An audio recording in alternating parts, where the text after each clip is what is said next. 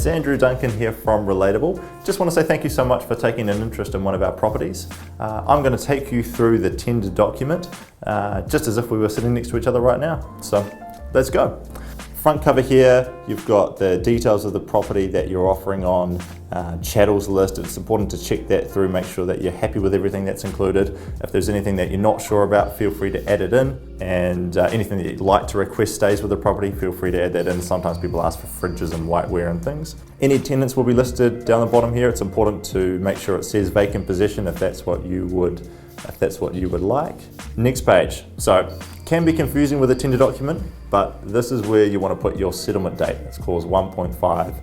So pick a date that suits you. It needs to be a working day, can't be on a weekend. We recommend Thursdays because lawyers are usually a little bit less busy, so it's a good day to go for.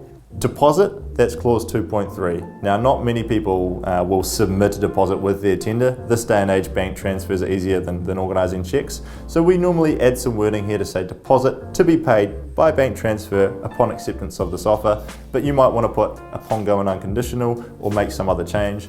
So feel free to word that how you like, but this is an example wording here. If that's a little bit too far away to see, you'll also find example wording on a page later in the document called How to Fill in Your Tender Form.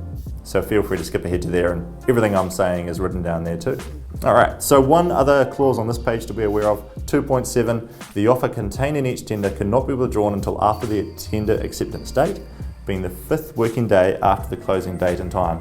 So what that's essentially saying is from the day the tender closes, your offer is valid for 5 working days. It can sound like a long time, and usually it doesn't take that long to get an answer, but just to let you know that that clause is there, so just something to be aware of. We're going to skip ahead. We're going to go past the general terms. We recommend you talk over this form with your lawyer before you make an offer.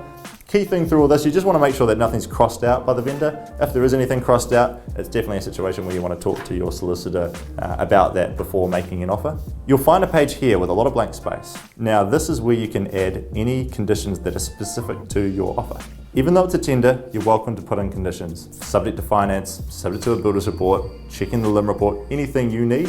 If you'd like wording, again, you can talk to us. We definitely recommend you chat to your solicitor, but we're happy to help where we can. There's 2 standard clauses you'll usually find here. 22 talks about the deposit being payable to public trust, so we don't hold the money ourselves. And clause 23 just states that we're happy to receive tenders by way of email. Sometimes you'll find clauses that are specific to the property here as well. So have a look at those. If there is anything extra, make sure you have a good read through it. The GST page will only need to be filled in if the vendor is registered for GST. It's pretty unusual, and you'll be able to spot that on the front page. It'll either be circled yes or no on here. If that says no, then there's nothing that needs to be changed on this page. Then we have the most important page, which is where you put your price. So you want to enter your full names in here, you want to put the price in here, numbers is fine, make sure it's very clearly written, and your signature just underneath there. If you can, fill in your lawyer's details on the next page. Not a major if you don't have their contact number or email address, just a name and a firm is fine, and preferably your details just above that too. The next step, you'll see a disclosure statement. So these are the points that we have to raise with you as part of our obligations. Have a look through those. It's important to have a good read through. We'll also mention anything specific about the property that should be declared.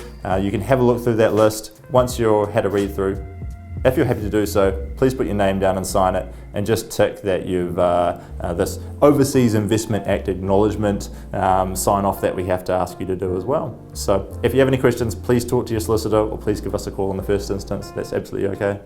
How to fill in your tender form, I touched on this before, but there is that page there. If you just want to be refreshed on anything, have a look at that. You'll also find a copy of the title attached to the document. If you see any interesting easements or any strange covenants, we recommend talking that over with your solicitor as well. And then we've got the REA's guide on buying or selling a property.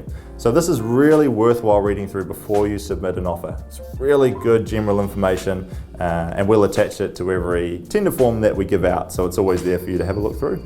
Thanks so much. You're basically ready to go at this point. Once you've got that filled in, you can either drop it to us in person at 6 Jarden Mile in Nauranga, that's the Relatable HQ, or you can email it to hq@relatable.co.nz. Thanks so much.